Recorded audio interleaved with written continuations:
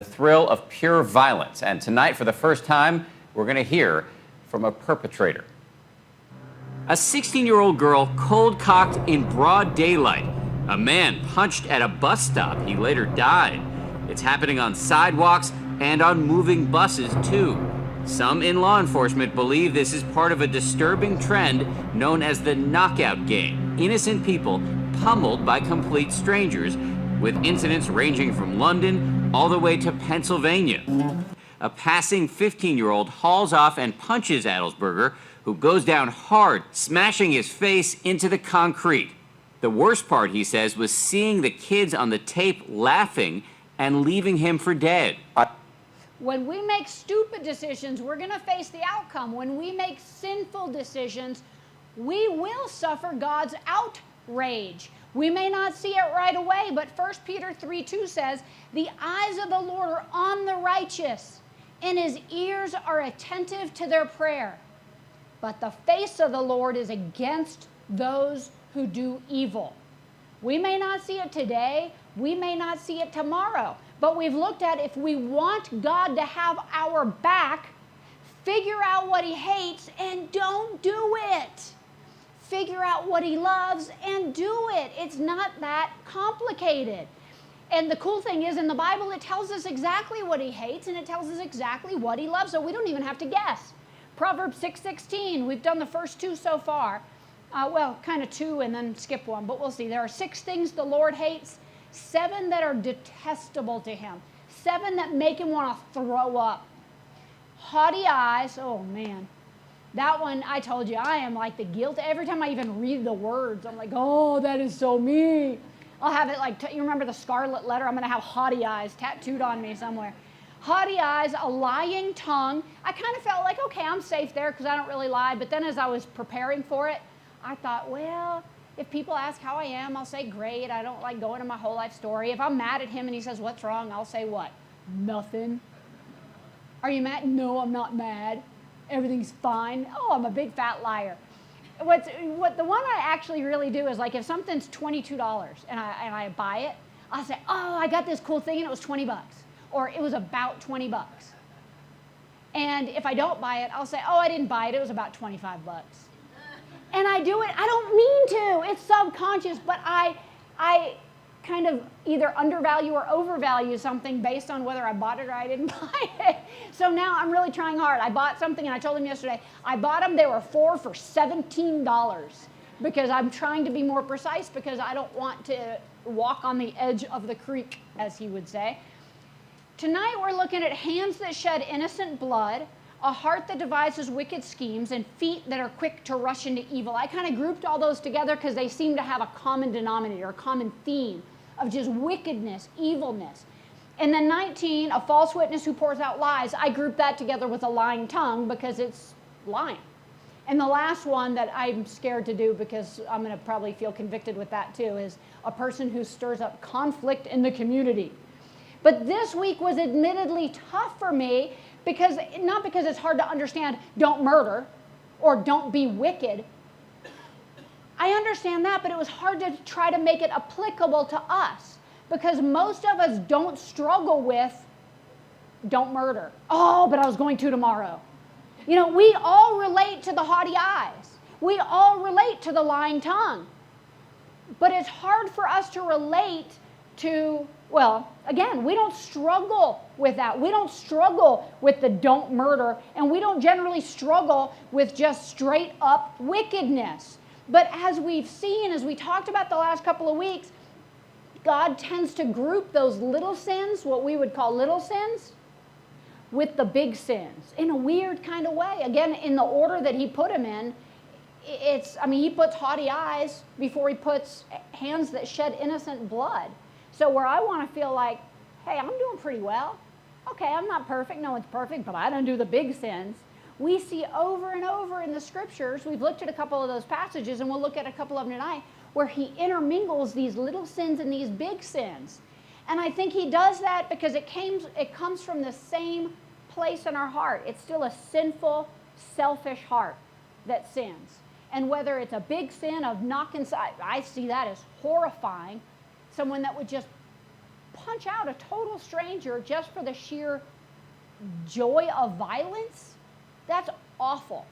So where I would look down my haughty eyes, with my haughty eyes, look down my nose at them and say, that's wickedness, that's awful, well, maybe I have some other struggle that's equally awful in God's eyes. The point is, none of us are righteous. And I think that when you're looking at all these sins, the little sins and the big sins that God hates, it just underscores the fact that none of us are righteous. We see the same thing in Romans chapter 3, a verse that, or a passage that a lot of us know well. He does the same thing where he intermingles these little sins and big sins.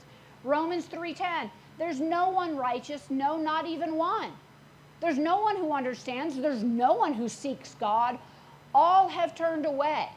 All have together become worthless. There is no one who does good, not even one.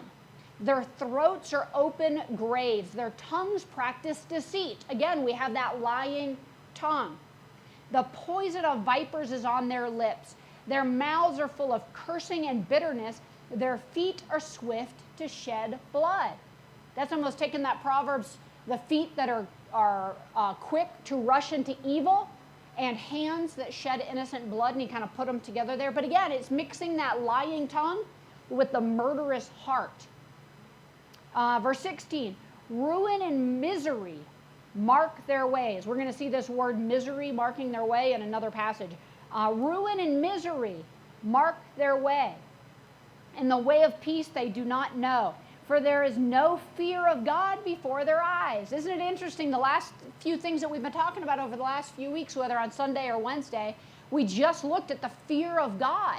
And this is saying people are so sinful because they don't sense that fear of God. They don't have that fear of God. When this guy punches out the 16-year-old or the 52-year-old where they fall on their face, some of them, at least two of them in those videos, died. They don't have the fear of God because God doesn't squash them like a bug right then. But 1 Peter, that passage in 1 Peter shows us that God's face is against people who do those evil things. Verse 19, this is in Romans chapter 3 still. Now we know that whatever the law says, it says to those who are under the law, so that every mouth may be silenced and the whole world held accountable to God. I think God wants us to, I think the time I offended the most people on a Sunday morning was probably the time I smashed the Virgin Mary. You guys already started smiling before I said it because you knew it's like, oh, I know when you offended everybody. People around the neighborhood, what's a good word for reputation? I got a rep. I'm sure there's some hood name that I could use right now, but I got one. Whatever that name is, I got it.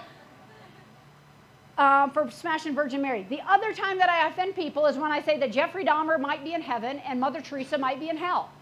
That offends everyone. Why? Because Jeffrey Dahmer did horrible things and Mother Teresa did kind things to people. So the thought of Jeffrey Dahmer being in heaven and Mother Teresa being in hell is like us taking our fingers on a chalkboard. It's just against all of our sensibilities. But if the Bible is true, at the end of their life, before they died, from everything we know, now we don't know what's truly in a person's heart, but from everything we read and from everything we've been told from people close in their life, Jeffrey Dahmer prayed with one of the many preachers who would go to death row people and witness to them and talk to them. One of the preachers, I think he was a Baptist preacher even, prayed with him and said, I truly believe Jeffrey Dahmer repented of his sins. He felt horrible for his sins, and he asked Jesus to forgive his sins, and I believe he really got saved. From everything we understand about Mother Teresa, she never felt like she had peace with God and felt like she had to work out her salvation, and that she was trusting in the Catholic Church and in that religion, and in her good works, she was trusting in her good works to get her to heaven. Just based on those two things, well, shoot, it sounds like Jeffrey Dahmer might be in heaven. It sounds like Mother Teresa might be in hell. We don't know. We don't know their hearts. But getting to heaven isn't by doing good things, and going to hell isn't by doing bad things. I mean, if the thief on the cross teaches us anything, it teaches us that. That's what Romans chapter 3 teaches us. Basically, I think he mixes these little sins and these big sins together to shut our mouths so that every mouth may be silenced and the whole world held accountable to God. Not one of us is righteous. So where all of us get convicted with the haughty eyes, all of us get convicted with the lying tongue, and whenever we get to the hands that shed innocent blood and a heart that devises wicked schemes and feet that are quick to rush into evil, we go, oh, that's not us. We don't have to listen to that one. And it was hard for me to do it because I thought, oh, no one's going to relate to that one. And by the time I was done, I was convicted again. And I thought, shoot, I can't win. You know, at ladies' Bible study, we all said, you know what, we just need to quit reading this, or when we read it, we just learn to keep our mouth shut. We'll just become intentional mutes. We just won't say anything anymore because we're just all awful. We're just awful. And that's what we're supposed to get out of this. This says we're supposed to all learn, you know what, we don't have a leg to stand on. We better fall on our knees and plead for God's mercy and just keep our mouth shut because we're all accountable to God. Now, when we're talking about shedding innocent blood, it's kind of hard not to think about or talk about abortion. This whole thing isn't going to be about abortion, but I am going to show several things. And one of the reasons is sometimes when I think something is so common sense that we don't need to talk about it in church because, duh, I've heard women from these pews talk about counseling someone and basically saying, well, you need to do what you think is right and you need to do what is best for your life because you're young and you need to be able to go to school and you need to not let one mistake ruin your whole life. What? What are we talking about here? And she was talking about and kind of encouraging her to have an abortion because she didn't want that one mistake of having sex, whatever, to ruin her whole life. Looking at it practically, if we're just looking at getting a mole removed, sure. Yeah, you shouldn't have stayed out in the sun so long. You better get that taken care of so it doesn't give you cancer and ruin your whole life. Sure. But we are looking at killing another life. Now, you'll hear a lot. I mean, you'll hear rationalizations, and if you ever want to talk to me on a doctor level, we'll talk about it on a doctor level. We'll talk a little bit about it now, but most of you guys, if you were to ask most people, when does life begin? Most unbelievers, when life begins, they're not going to say at the moment of conception. They're going to say it, have you heard of the phrase, the age of viability? And they'll say when the baby is able to survive outside the womb, that's when life begins. So before the baby is viable, it's not really a life because they have to draw a line somewhere. And when are they going to draw that line? They're not going to draw the line when the baby has a heartbeat because that's at what, like 8, 9, 10 weeks? They're not going to draw it there because everybody wants to get first trimester in the first 3 months, so up to 12 weeks. Everyone wants to be able to have the freedom to do that, so they're not going to say when the heart beats. I mean, that's crazy. We're killing something with a beating heartbeat, killing a baby with a beating heartbeat just for our convenience. So then they want to push it out as far as they can so that they don't feel guilty about it. It's not a life until it's viable. And I think when I was in medical school, the age of viability was 26 weeks. Then I think they officially said, okay, 24 weeks. 24 weeks is the age of viability. Well, all sorts of babies were surviving younger than 24 weeks. So then they did a new term called the gray zone. Now you can still kill a baby in this state up to when? The moment of birth. And they partially deliver. Think about the size of a baby, a full-term baby.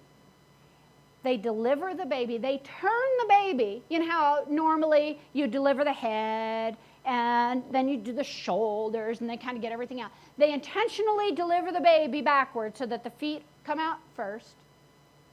They deliver the baby all the way to the neck, and then what do? They take a sharp instrument, and they go up through the skull, and they scramble the brains of the baby. Then they take hard forceps and crush the baby's skull and pull the rest of the baby out. That is happening in this state legally. That's disgusting. That's just disgusting. That's just disgusting that we allow that. But it's just as disgusting that we say, okay, well, until 26 weeks, okay, maybe until 24 weeks, it's not a life, so I can kill it. Check this video out about a baby who was born just before age of viability.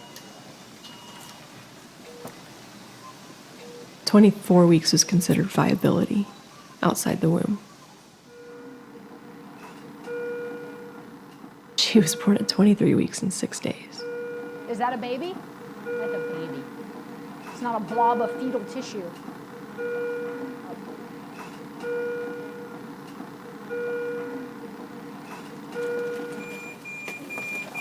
Can you write 16 for the growth down, please? Sure.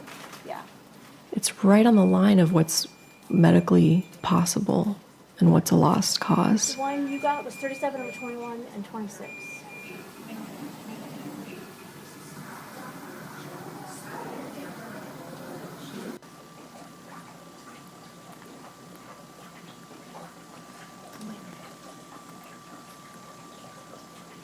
Hey, sweetie.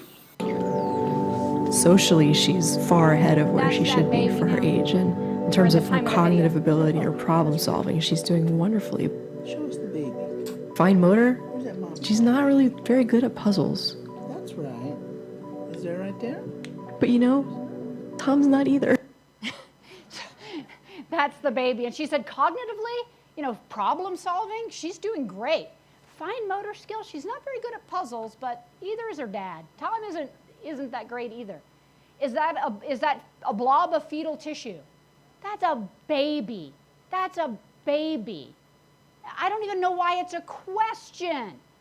Medically, if we weren't talking about abortion, and you asked 100 doctors, when does a new life begin?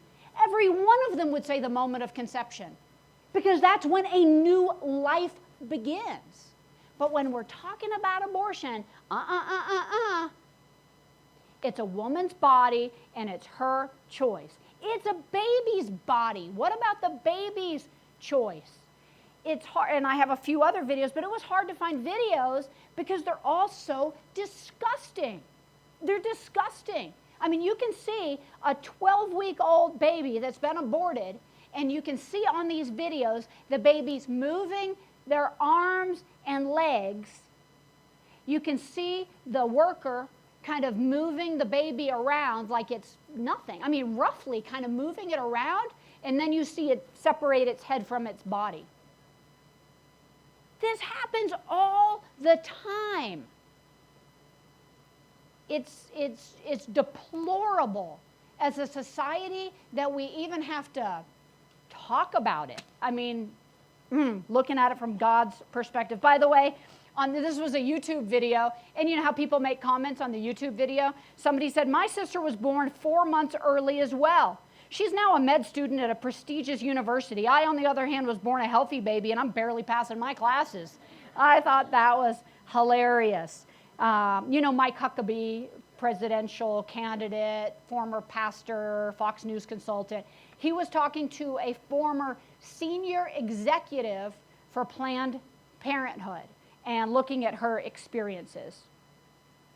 Please welcome former director for Planned Parenthood, Abby Johnson from Bryan College Station, Texas. Abby, you were working, actually helping and assisting in an abortion, and you saw on an ultrasound the abortion process. Tell me, what did you see when the ultrasound was running and the abortion was taking place?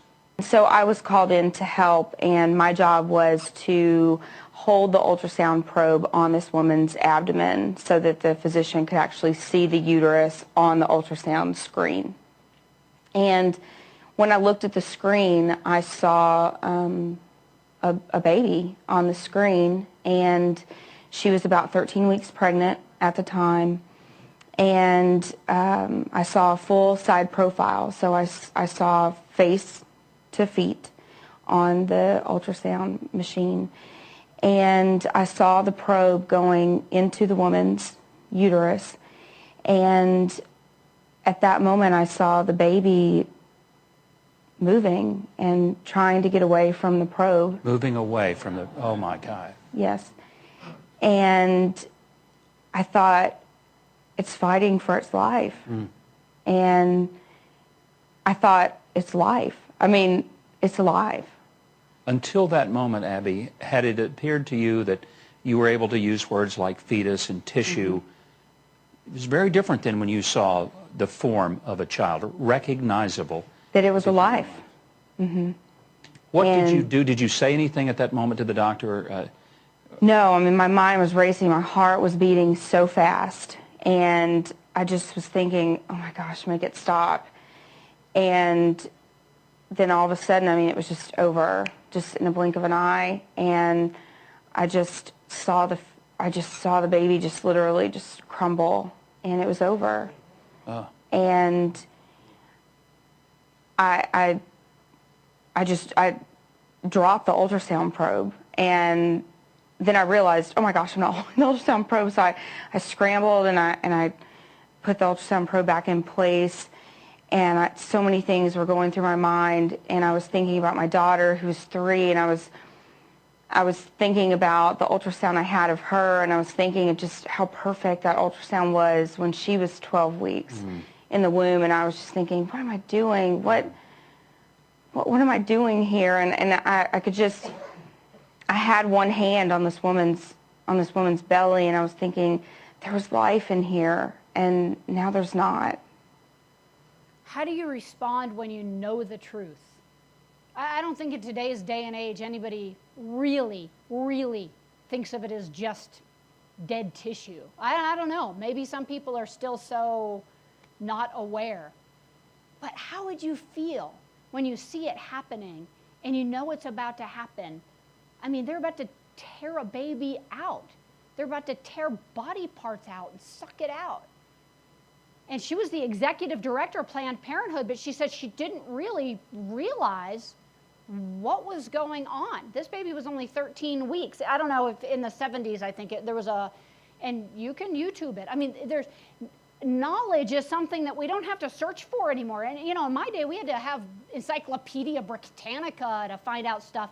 Now you just go on YouTube and you can learn how to do anything. And if you go to, there was a film called The Silent Scream, and I think the woman was only, again, probably 12 weeks pregnant, where it's, oh my goodness, very, very, very common to have an abortion. And it's an ultrasound of when the probe is going in. And you can see, if you kind of look carefully, or if someone orients you to what you're seeing, you can see the probe going into the woman's womb. You can see the baby kicking away. You can see the baby struggling away, kicking away. And then you see the baby dismembered and sucked out of the woman's body. And they call it the silent scream because they say the mouth of the baby gets wide open before it's dismembered. It's disgusting. We think we're such a civilized nation. We read some of the Old Testament stories of when babies, I mentioned this last week, but I wasn't very clear, where babies were sacrificed to Moloch, where living babies, was this the one where, I know there were different ones, but on a fire, right? Burned alive. Moloch was a Buddha-looking god, but basically fed coals and wood, like a wood stove. So it was like a wood stove that looked like a Buddha with his arms out, and they would put living babies to sacrifice. And we think, oh, how could you do that? How could we do this? Now, I'm not going to try to make this political. Kind of hard not to, but I won't. But if you don't want God's wrath, don't vote for people who are for the murder of babies. You guys can place whichever political party in there you choose to. You can look up what's the Democratic platform on abortion, what's the Republican platform on abortion, what's the Libertarian platform on abortion, whatever. I don't care. Don't vote for people who are protecting women's rights to murder their babies. If you don't want a baby, keep your pants on. That's pretty clear, right? If you make a mistake and now you make a mistake, if you sin, make a mistake, and now you have a living baby growing in you, All right, mama, take care of it. Give it up for adoption. Do something. Don't dismember it. Don't suck body parts out. Psalm 94, 20 and 21. Can a corrupt throne, can a corrupt government be allied with you? A throne, a government that brings on misery by its decrees? The wicked band together against the righteous and condemn the innocent to death. Sounds like a political party to me. A corrupt government banding together against the Christians, against the righteous, and condemning the innocent to death. People will say, oh, but Planned Parenthood does such good things. They're all for women's health, and they do ultrasounds, and they do mammograms. No, they don't. And they do pap smears. No, they don't. They do all these great, go to your doctor. Go to the community health center. When women have called and asked for ultrasounds, they find out they're pregnant. And they just want to know, is the baby okay? How far along am I? And they call Planned Parenthood. This is what they get.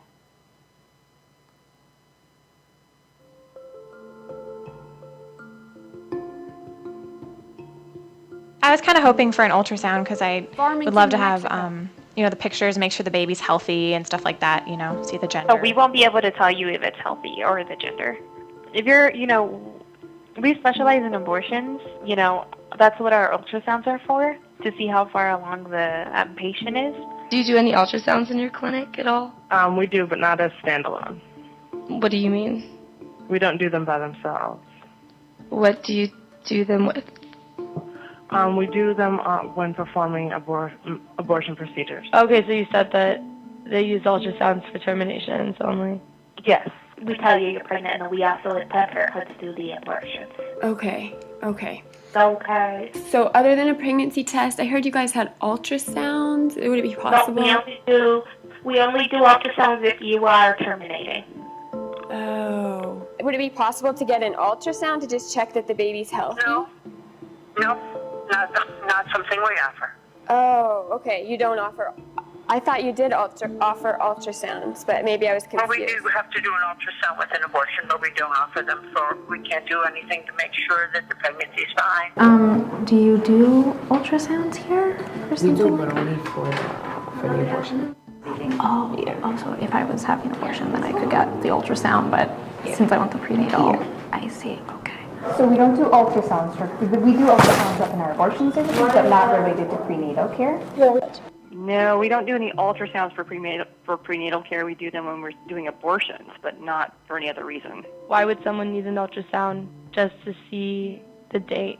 Okay, that would be for our abortion services. That is the only thing that we do at our health center. In Planned Parenthood, you can only get the ultrasound for abortions? Yes, ma'am, because that's the only service that we do. We don't do any prenatal care or adoption here. We can't look at the health of the pregnancy or anything like that. It doesn't give as much info as most people want to get. That's all we tell you is how far along you are and when your expected due date would be. What would a regular ultrasound tell you then? I don't know because we don't perform those here. Would you all be able to give me an ultrasound here, just to check everything out and make sure the baby's healthy? No, we can't do that. The only thing that our ultrasound could tell you is if the pregnancy's in the uterus and how far along you are. Which, if you're planning on continuing, that's your doctor's going to do that. That's your first ultrasound appointment. It's going to be the same thing. Okay. And they'll it'll be more detailed with them. Oh, with the other OBGYN? Yes. Okay. So at this point, what I'm going to have you do, there's nothing that we can do to help you here. What are they promoting? Women's health? They have an ultrasound. They have ultrasound techs. They say they're all for women's health. Women call and say, I want to keep my baby. I want to see how far along I am and whether it's healthy. No, we only do this for abortions. Only if you're terminating. Only if you're terminating. Only if you're terminating. They exist to provide abortions. They are allowed on college campuses because they provide one other key thing that all college girls want: birth control.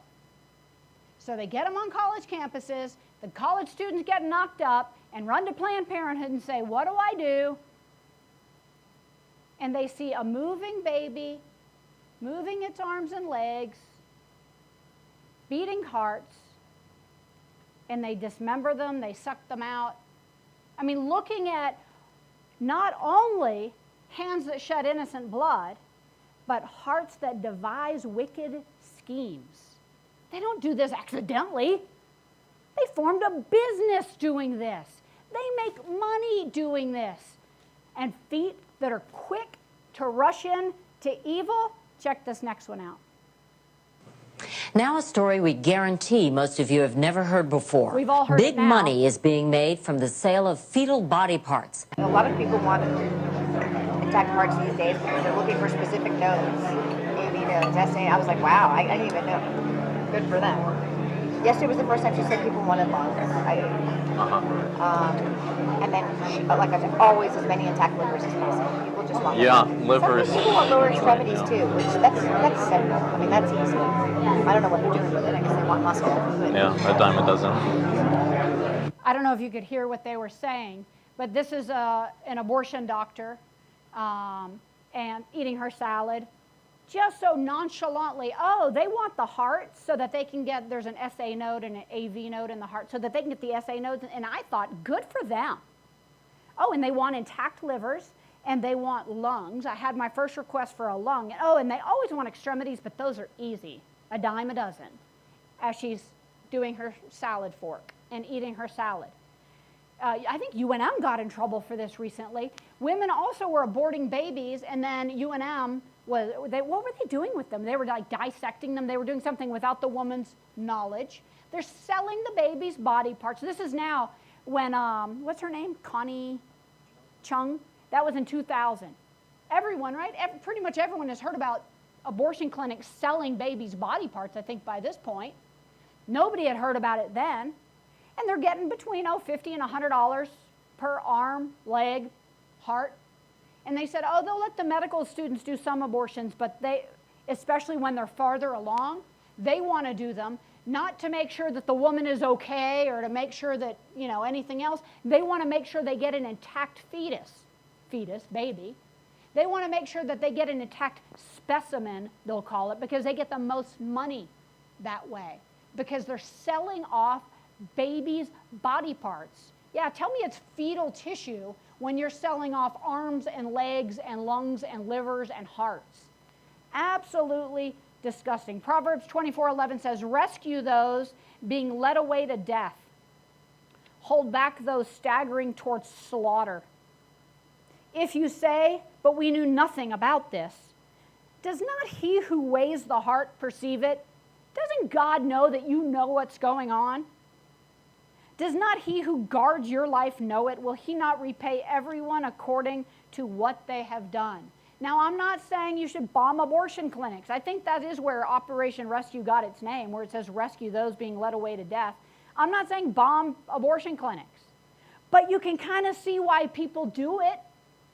I mean, it's almost like being in World War II era, where you're in Israel and you see a gas chamber and you don't try to stop it. We walk by these Planned Parenthood facilities that are beside Starbucks, or they're usually in the poorer areas of town. We won't get into Margaret Sanger and how she did this whole thing as a racist way to kind of get rid of unintelligent black people's children, that's how this all came to be. Now, oh shoot, they'll kill anybody's baby. You give them money to do it, and then they'll get money for selling your baby's body parts. And God is saying, now, what are we supposed to do about it? I don't know everything we're supposed to do about it, but I sure believe we're not supposed to vote people in. You'd be amazed at how many people in a church like this vote for people that are for abortion. That's mind-boggling. If you don't like the conservative candidate, just don't vote. But we vote so selfishly. Who's going to give me what I want? Wow, it's not surprising that our country is in the predicament that it's in. But, of course, it's not all about abortion. Hands that shed innocent blood, a heart that devises wicked schemes, and feet that are quick to rush into evil. It's about heartlessness and hatefulness. Anyone who gets a kick out of doing something evil, whether it's that knockout punch, that's just evilness. That's just wickedness. I don't see how anyone could find that amusing or funny. Look, I'm going to go up to a 16-year-old girl or an 85-year-old woman and hit her with one punch and knock her out to the floor. hands that shed innocent blood, a heart that devises wicked schemes, and feet that are quick to rush into evil. It's heartlessness and hatefulness. Now, I understand, I have admitted before that I don't like people. I don't. When I see someone, and this is why towards the end, and we're towards the end, this did get convicting to me. Because we're supposed to look on people with compassion and tenderheartedness. And I look at people like, you know what, buddy? Don't do me dirty. Because I feel like everybody else is heartless and hateful, and so I kind of start to move in that direction. That's where I get convicted, because we're not supposed to be. It is easy to hate people. People are just rude.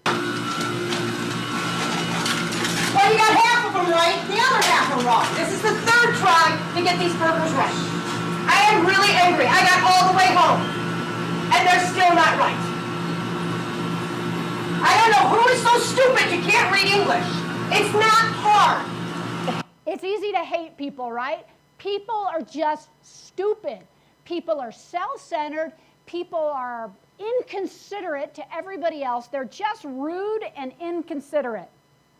This is a guy getting on a bus, and he decides it's a good time to tie his shoe, a teenager. And I'm going to leave it play out this entire length so that you can see how long he is holding up everybody else on the bus. And you think, okay, he doesn't want to trip, whatever. How long does it take you to tie a shoe? And then he ties the other shoe. He's not considerate of the bus driver, anybody else on the bus.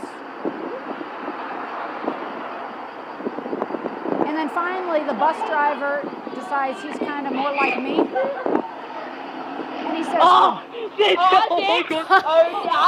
forget it. Okay, I wouldn't necessarily drag the kid like the bus driver did. But people are rude.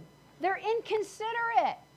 It's amazing I don't kill someone by the time I get to the office, because I'm in the car for 30 minutes with all these people on the road. And people are just plain annoying.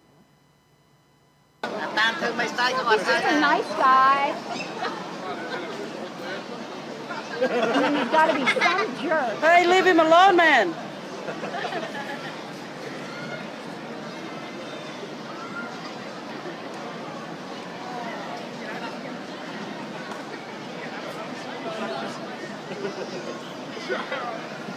Yeah, it's true.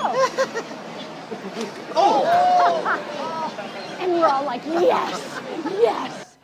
Because people are awful. And somehow I have to get beyond the fact that people are awful because, well, God warned us. 2 Timothy chapter 3, starting in verse 1 through 4. But mark this, there will be terrible times in the last days. People will be lovers of themselves, lovers of money, boastful, proud, abusive, disobedient to their parents, ungrateful, unholy, without love, unforgiving, slanderous, without self-control, brutal, not lovers of the good. They're treacherous, rash, conceited, lovers of pleasure rather than lovers of God. And I don't like them. I don't. We're in the last days. I don't know how long the last day. I don't know how much worse it could get. I don't like these people. But Luke chapter 6, Jesus tells us, but to you who are listening, I say, and I say, I'm not listening, I'm not listening, I'm not listening. Love your enemies. No, they're horrible. Do good to those who hate you. You're just enabling them. That's what I say when I argue with God about this one. And this is like one of the golden rules, and I resist it, I fight it. Bless those who curse you. Pray for those who mistreat you. If you love those who love you, what credit is that to you? Even sinners love those who love them. Makes sense to me. And if you do good to those who do good to you, what credit is that to you? Even sinners do that. But love your enemies, do good to them, then your reward will be great. Bah humbug! I can't get through one proverb without being convicted that I'm a dirty, rotten sinner. But I find it near impossible. They're hateful, horrible, self-loving, inconsiderate, arrogant people. I don't want to encourage them. If I love them, doesn't it feel like you're just buying booze for the alcoholic? You're just letting the bully win when you're kind to people who are so doggone mean? I haven't learned, obviously, since you can see the venom pouring out of my pores. I haven't learned, but Ephesians 4:32 says, be kind and compassionate, tender-hearted is the word to one another. I don't think everyone's ever accused me of being tender-hearted. They accused me of being a man inside. I had an employee accuse me of being a man inside because I didn't cry enough, or I didn't cry at all, and probably because I'm not very tender-hearted. It's hard to be tender-hearted to jerk faces. But it says to one another, so I'm going to decide that you guys are one another, not those evil people out there. Philippians 2:3, do nothing out of selfish ambition or vain conceit, rather in humility, value others above yourself. So even if you think you're an 8 and they're a 2, you're supposed to, in some weird fantasy land, treat them like they're the 8 and you're the 2. Pray for me. 1 Peter chapter 3, starting in verse 8, finally all of you have unity of mind, sympathy, brotherly love, a tender heart, and a humble mind. Strike 3. Do not repay evil for evil or reviling for reviling, but on the contrary, bless. For to this you are called, that you may obtain a blessing. For whoever desires to love life and see good days, let him keep his tongue from evil. That's where the ladies' Bible study, we decided we're just going to put duct tape on our mouths. Let him keep his tongue from evil and his lips from speaking deceit. Again, that lying tongue. Let him turn away from evil and do good. Let him seek peace and pursue it. For the eyes of the Lord are on the righteous, and his ears are open to their prayer. But the face of the Lord is against those who do evil. Tying all of this together, we have a choice. I have a choice every single day of going along the path of the simple to the scornful to the stupidful, or the simple to the smart to the spiritual. And if we're along that path, if we choose to go along that path, the simple to smart to spiritual, I can't get around it. I can't treat people the way they deserve. I have to treat people as better than they deserve. People who are stupid, I shouldn't just say, well, they'll suffer the outcome. I should have the heart of stopping them. I should have the heart to protect them, even if they deserve it. Even if they're just being mean and rude and hateful when they do stupid things, I should have compassion on people. We should be, as Christians, we should be the most compassionate. There are some workers working on the railroad. I don't know what this guy is doing on the railroad, the guy that you can see up front.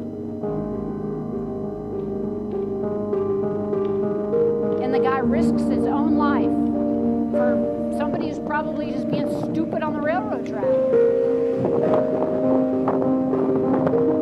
This isn't another language. Tony thought a cuss word is here, but this isn't another language. So if you hear a cuss word, it's your own dirty mind. Tony. And now, I don't know why this guy felt like he had to take off his shirt to do this in the middle of winter.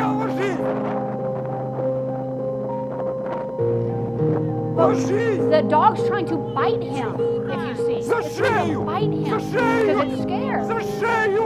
And I don't know if the cameraman is yelling at the guy, idiot, get off the ice. But in spite of the dog trying to bite him, he risks his own life in the freezing cold. And look at him. Oh, I love him. Come on over here. But what leads people to do this? Compassion. That's okay, little buddy.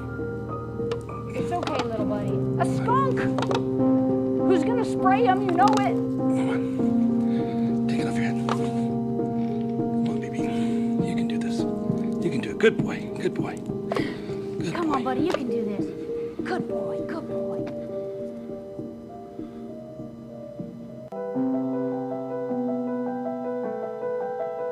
think this is in Russia. These are in mostly atheist, ungodly countries. And somebody sees the old woman, knows she's going to get hit, jumps out of his car in front of cars. Look at how fast these cars are coming. And he walks right in front of them just to help her. What leads people to do that for each other? These are convicting. It's compassion. If you can't have, and I know some of these were animals, and you know I like animals more than people. I don't really, but animals aren't evil the way people are. But people that can be wicked, awful, violent to animals, you think they're not going to be wicked, awful, violent to people?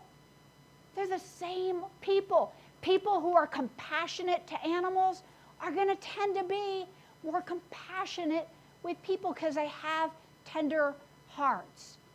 These are from mostly ungodly countries, secular countries, atheistic countries, countries where less than 1 or 2% are Christian, and they have compassion on each other. Shouldn't we as Christians be the most compassionate? It's convicting. Again, I thought I was going to get off easy this week. Haughty eyes, guilty. Lying tongue, well, okay, if you stretch it a little bit, maybe guilty. Hands that shed innocent blood, a heart that devises wicked schemes, or feet that are quick to rush into evil, innocent. But he says the same heart, that same sinful, selfish heart, that's me. That same lack of compassion, hard-hearted heart. Well, what did Jesus say? You've read, thou shalt not commit murder, but I say, if you look at someone with hate in your heart, you say to your brother, you fool, that's just as bad. Now, I'd rather you call me a fool than take my life. And I know Tony says there's no sinometer. I think there is a sinometer. But, I mean, I think some sins are worse than others. It's just common sense. Some sins are worse than others. But God kind of agrees with Tony that he mixes all the little sins with the big sins to say, you know what? You can all shut your mouths because you all stand guilty before God. And when we're looking at all this sinometer of Proverbs chapter 6, starting in verse 16, of looking at the 6, oh yea, verily, 7 things that makes God sick to his stomach, it's a mixture of the little sins and the big sins. And just like in Romans chapter 3 that he shows us, it's to shut all of our mouths to say we are all wicked people. Cool? All right, let's pray. Lord Jesus, help me be more compassionate. Help me be more tender-hearted. Help me have less haughty eyes and not look down on people, but help me see us all as lost sinners in desperate need of your salvation.